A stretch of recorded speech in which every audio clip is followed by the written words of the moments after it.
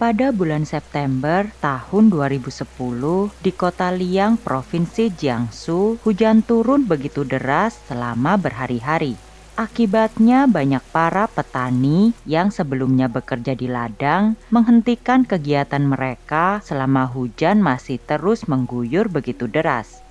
Oleh karena itulah, ketika pada satu hari cuaca mulai cerah, salah seorang petani yang bernama Lau mulai memeriksa ladang miliknya. Ladang milik Lau sendiri terletak di tepi sungai kecil di pinggiran desa dan lokasinya berjarak 5 km dari jalan raya.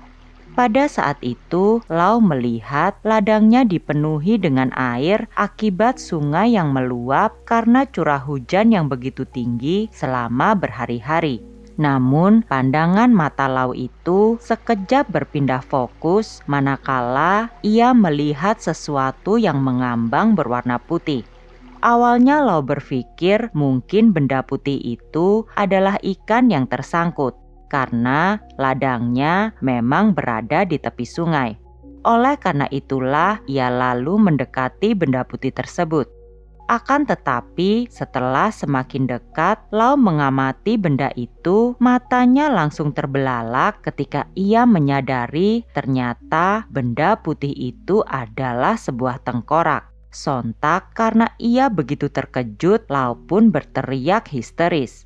Namun meskipun ia masih begitu tergoncang, Lau tetap memutuskan untuk menghubungi kepolisian kota Lian guna melaporkan temuannya itu. Kepolisian kota Lian beserta tim forensik yang mendengar laporan tersebut kemudian segera mendatangi ladang milik Lau.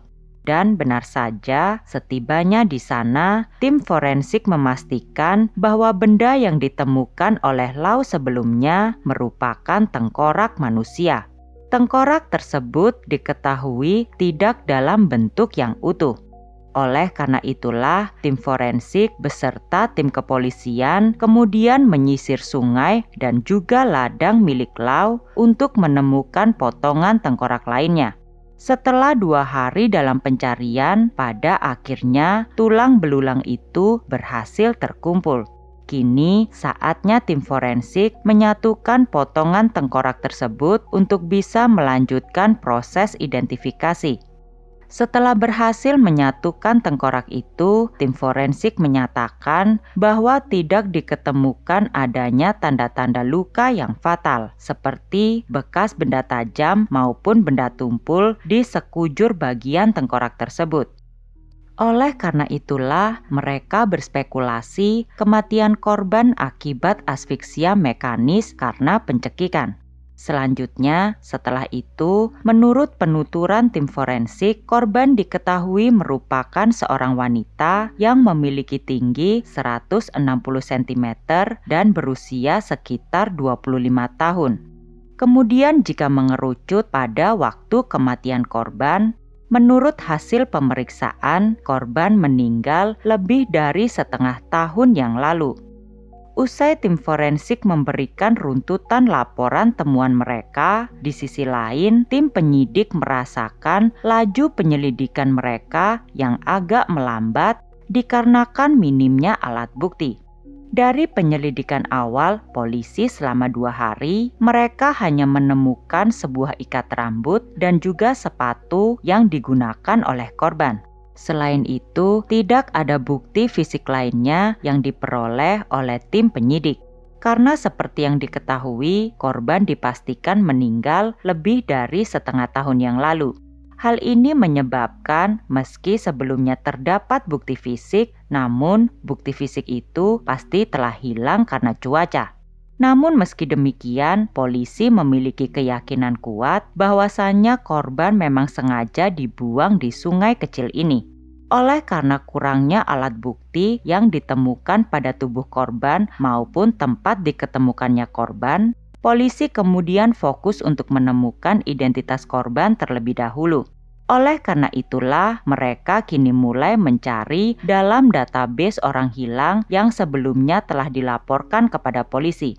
Dikarenakan wajah korban tidak bisa diidentifikasi, polisi dan tim forensik bekerja sama untuk melakukan ekstraksi DNA dari tulang korban yang sebelumnya ditemukan dan mencocokkannya dengan DNA dari pusat database orang hilang yang sebelumnya dimiliki oleh polisi. Dari sana, polisi menemukan kecocokan DNA antara tulang yang telah ditemukan sebelumnya dengan seorang wanita yang telah dilaporkan hilang yang bernama Liu berusia 26 tahun. Laporan hilangnya Liu ini tercatat 2 tahun yang lalu, tepatnya di tahun 2008. Polisi kemudian kembali membuka file tentang laporan hilangnya Liu ini.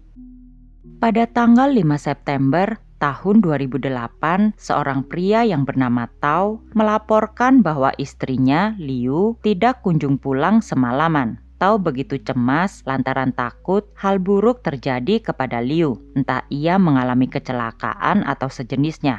Hal ini dikarenakan Liu yang memiliki profesi sebagai supir. Diketahui Liu dan Tao memiliki profesi yang sama sebagai supir.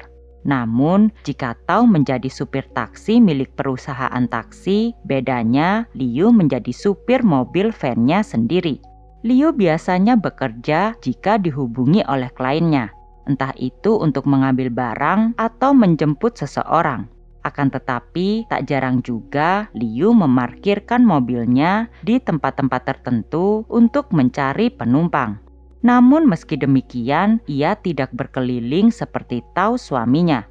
Pada malam itu, menurut penuturan Tao, terakhir Liu memberi kabar kepada dirinya bahwa ia sedang menjemput penumpang di kota.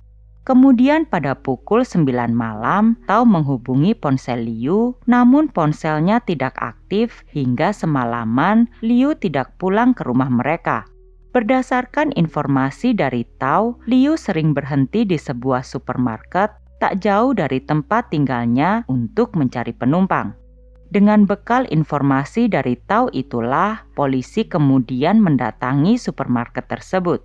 Di sana polisi bertemu dengan seorang supir lain yang juga sedang menunggu penumpang.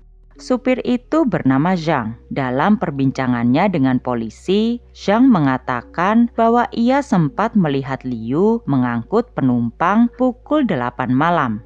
Namun menurut Zhang, nampaknya penumpang yang dibawa oleh Liu pada waktu itu mengenali Liu. Pasalnya si penumpang tersebut tidak menegosiasi harga. Jadi sudah jelas ia sering menggunakan jasa Liu. Karena seperti yang diketahui, mobil yang digunakan Liu maupun Zhang tidak memiliki argo seperti taksi. Jadi biasanya para penumpang akan menegosiasi harga sebelum mereka masuk ke dalam mobil. Setelah mendapatkan informasi tersebut, polisi mencoba melihat CCTV milik supermarket itu. Namun sayangnya polisi tidak mendapatkan petunjuk yang berarti. Mereka hanya melihat mobil Liu berjalan ke arah barat daya. Dikarenakan tidak adanya petunjuk berarti mengenai hilangnya Liu, polisi kemudian mulai menyelidiki kehidupan personal Liu. Hal ini dilakukan karena seperti kasus-kasus yang seringkali terjadi, banyak orang-orang terdekat yang ternyata merupakan dalang di balik suatu tragedi yang menimpa salah satu anggota keluarga mereka. Atas dasar itulah, polisi kini mulai meminta keterangan dari keluarga Liu maupun Tao. Menurut informasi yang didapatkan oleh polisi, Liu dan Tao telah menikah cukup lama. Keduanya dulu berpacaran dan kemudian menikah. Setelah 4 bulan menikah, diketahui Liu melahirkan anak pertamanya. Oleh karena keduanya sama-sama berasal dari keluarga yang tidak mampu dan juga tidak memiliki kualifikasi pendidikan yang tinggi serta tidak memiliki keterampilan khusus, setelah menikah mereka cukup kesulitan untuk mendapatkan pekerjaan. Akibatnya, keluarga Liu dan Tao menghadapi kesulitan ekonomi yang cukup serius. Akan tetapi, untungnya tak lama Tao mendapatkan pekerjaan sebagai supir taksi. Namun pasangan itu tidak mau hanya berpuas diri dengan penghasilan satu orang saja. Oleh sebab itulah, keduanya kemudian menabung dan meminjam uang kepada keluarga besar mereka untuk membeli mobil van yang selanjutnya diketahui dikendarai oleh Liu. Pembelian mobil ini bukannya tanpa sebab. Oleh karena ingin memperbaiki perekonomian keluarga, Liu akhirnya memutuskan untuk menjadi supir dengan memanfaatkan mobil yang telah ia beli itu. Memang tidak dipungkiri, Tao dan Liu sering kedapatan terlibat pertengkaran. Namun, menurut kedua belah pihak keluarga, hal itu sangat bisa dimengerti karena mereka mengalami kesulitan ekonomi.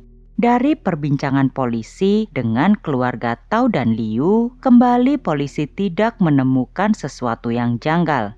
Oleh karena itulah, mereka kembali kepada Tao untuk mencari tahu apakah ada orang yang ia curigai memiliki niat jahat kepada istrinya Liu.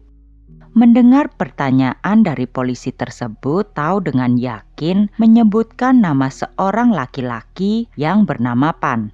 Dari sinilah polisi kemudian menyelidiki laki-laki yang dimaksud oleh Tao itu. Dalam perbincangan polisi dengan Pan, mereka mendapati bahwa Pan adalah seorang pebisnis yang sering melakukan perjalanan ke provinsi Jiangsu dan Anhui. Menurut Pan, dirinya mengenal Liu beberapa bulan yang lalu. Pada saat itu, ia menggunakan jasa Liu untuk mengantarkan dirinya ke suatu tempat. Oleh karena ia merasa aman dan nyaman dengan Liu, Pan kemudian sering menelpon Liu untuk mengantarkannya ke beberapa tempat. Setelah memeriksa alibi dan seluk-beluk tentang Pan, polisi kembali mengalami jalan buntu. Pasalnya, apa yang dikatakan oleh Pan semuanya memang benar adanya. Namun angin segar nampaknya mulai dirasakan oleh polisi. Manakala 9 hari setelah Liu dilaporkan menghilang, polisi menemukan mobil van yang sebelumnya dikendarai oleh Liu. Mobil Liu ini pada akhirnya dapat ditemukan oleh polisi setelah polisi menyebarkan timnya untuk memeriksa setiap kamera CCTV yang terdapat pada kurang lebih 50 stasiun tol yang terdapat di sepanjang radius 80 km arah barat daya kota Liang. Setelah pencarian yang panjang itu, akhirnya polisi berhasil menemukan mobil van milik Liu. Akan tetapi ketika polisi memeriksa CCTV untuk melacak mobil Liu, polisi mendapati orang yang mengendarai mobil van milik Liu tersebut bukanlah seorang wanita, melainkan seorang laki-laki yang dipastikan bukan Tao maupun Pan.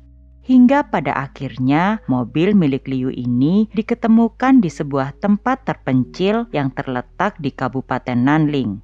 Polisi Kota Liang dan polisi Kabupaten Nanling kemudian bekerja sama untuk memeriksa isi dari mobil Liu itu. Namun sayangnya mereka tidak menemukan apapun dari si pelaku. Dari sini polisi meyakini bahwa pelaku kemungkinan besar membersihkan mobil Liu untuk menghilangkan jejak. Namun polisi tetap tidak menyerah. Hingga akhirnya mereka berhasil menemukan 2 tetes darah yang terdapat pada bagian dalam pintu geser mobil van milik Liu tersebut. Alat bukti ini tentu saja sangat penting. Oleh karena itu, polisi kemudian segera melakukan tes pada darah tersebut. Dan hasilnya, polisi menemukan bahwa darah itu dimiliki oleh seorang laki-laki. Namun sayangnya, hasil tes darah ini tidak menemukan kecocokan dengan para mantan residivis yang ada pada database pihak kepolisian. Hingga pada akhirnya kasus hilangnya Liu ini mandek selama 2 tahun lamanya sampai terjadilah penemuan tulang belulang di tahun 2010. Polisi Liang kini kembali dihadapkan pada pencarian pelaku pembunuhan terhadap Liu. Tidak ada yang menyangka polisi telah mencari ke seluruh Kabupaten Nanling, namun nyatanya jenazah Liu pada akhirnya diketemukan di Kota Liang.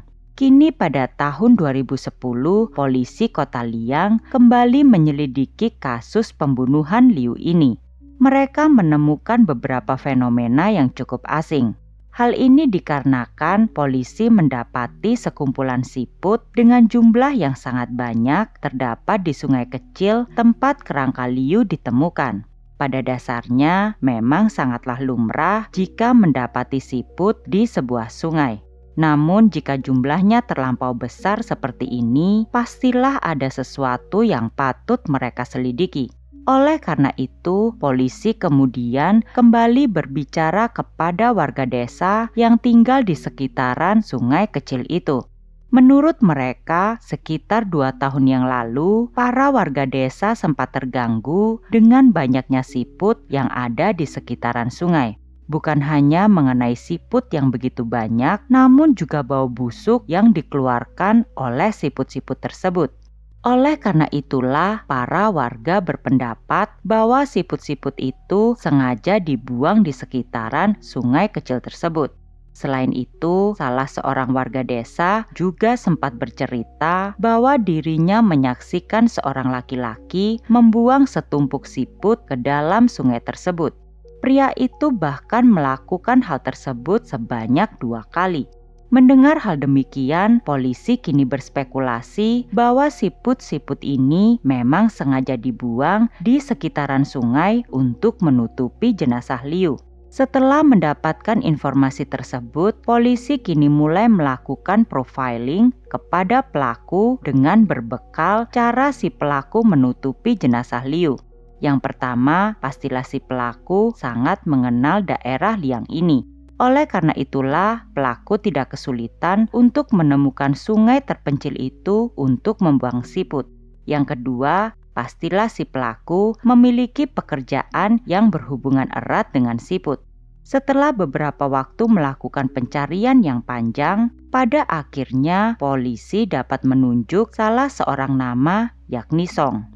Menurut penyelidikan polisi, Song adalah pria berusia 42 tahun, sudah menikah dan memiliki pekerjaan di pasar sebagai pengangkut produk akuatik. Rumah Song sendiri ternyata tak jauh dari tempat Liu diketemukan. Selain itu, polisi juga mendapatkan informasi bahwa Song dulunya adalah seorang pebisnis yang sukses dengan kekayaan jutaan dolar dari bisnis makanan seafood. Akan tetapi, ia harus mengalami kebangkrutan karena adiksinya kepada perjudian. Karena merasa Song ini adalah orang yang patut mereka curigai merupakan pembunuh Liu, polisi kemudian diam-diam mengambil sampel DNA milik Song dari tempat sampah yang terdapat di depan rumah Song. Dari pencocokan DNA tersebut, polisi pun akhirnya menemukan kecocokan DNA pada sampah milik Song dengan bercak darah yang ditemukan di dalam mobil van milik Liu. Dari alat bukti inilah polisi kemudian menangkap Song. Setelah Song berhasil ditangkap oleh polisi, polisi langsung menunjukkan alat bukti yang telah mereka temukan. Dihadapkan dengan alat bukti kuat ini, Song tidak dapat lagi mengelak. Ia pun akhirnya mengakui bahwa dirinya telah membunuh Liu. Menurut pengakuan Song kepada polisi, pada saat kejadian, ia baru saja selesai acara minum-minum dengan teman-temannya. Pada saat itu ia sangat mabuk. Oleh karena itulah, ia langsung masuk ke dalam mobil Liu dan meminta diantarkan pulang. Karena mobil Liu tidak memiliki argo, di tengah jalan Liu mengatakan kepada Song nominal uang yang harus Song bayarkan. Song yang pada saat itu membawa uang pas-pasan kemudian menawar harga kepada Liu.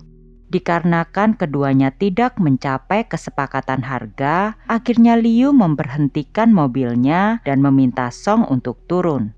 Tindakan Liu ini sontak membuat Song naik pitam. Liu yang pada kala itu tidak menyadari betapa berbahayanya Song dengan santai meminta Song untuk keluar. Alhasil keduanya sempat sama-sama keluar dari mobil. Song yang melihat Liu saat itu tidak sebanding dengannya, kemudian langsung menyerang Liu. Liu awalnya masih mencoba membela diri, hingga mereka pun bergulat di dalam mobil. Namun sayangnya, tenaga Liu tidak sebanding dengan Song. Hingga akhirnya Song berhasil mencekek leher Liu sampai ia meninggal dunia.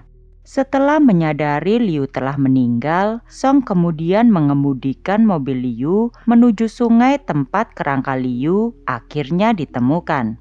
Namun sebelumnya ia mengambil cincin emas dan juga ponsel milik Liu. Setelah membuang jenazah Liu, Song kemudian membuang mobil milik Liu ke Kabupaten Nanling. Setelah itu, keesokan harinya, Song sengaja menuangkan setumpuk siput ke jenazah Liu yang telah ia buang di sungai.